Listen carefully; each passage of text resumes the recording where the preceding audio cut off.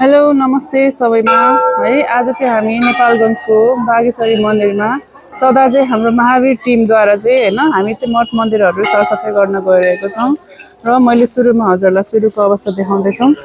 यो चाहिँ छ अहिले सुरुको अवस्था। यो चाहिँ सुरुको अवस्था है। यहाँ चाहिँ लगभग 80 प्लस घन्टीहरू छ र यो घन्टीहरू चाहिँ हामी सबै महावीरबाट नै महावीर पाउडरले नै हामी सफा गर्न गइरहेको छौँ र मैले तपाईँहरूलाई सुरुमा चाहिँ सुरुको अवस्था देखाउँदैछु र अब यसपछिको सफाइ गरिसकेपछिको अवस्था पनि म देखाउनेछु।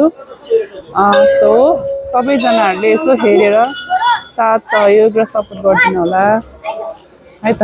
So keep watching, thank you. यो चाहिँ छ सुरुको अवस्था है त।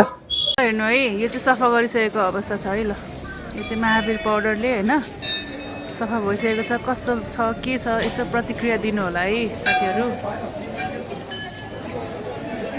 र यहाँ अझ पनि सफा गर्दै हुनुहुन्छ। ल अघिनाको अवस्था हेर्नु र अहिलेको अवस्था हेर्नुहोस्।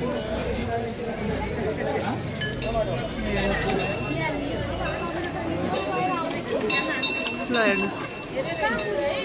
हेलो हेलो, कस्तो छ? हेलो, कस्तो महसुस भइरहेछ? हामी कुन पाउडरले सफा गर्दैछौँ? अनि यसले तपाईँहरूको हातमा केही हानि पुरा छ? छैन है। ल तपाईँहरूलाई धेरै धेरै धेरै धन्यवाद हामीसँग यसो आइदिनु भयो, सहयोग गरिदिनु भयो। तर नेपालगञ्ज त तपाईँहरू हो नि होइन?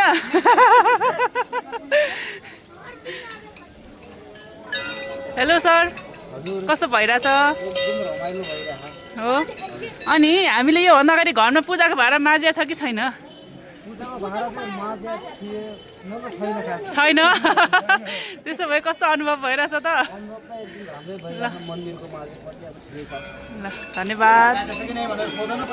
हजुर हजुर बहिनी, कस्तो कस्तो अनुभव भइरहेछ? अलिकति यस्तो गरिदिनुहोस् त, अनुहार देखाइदिनुहोस्। ल ल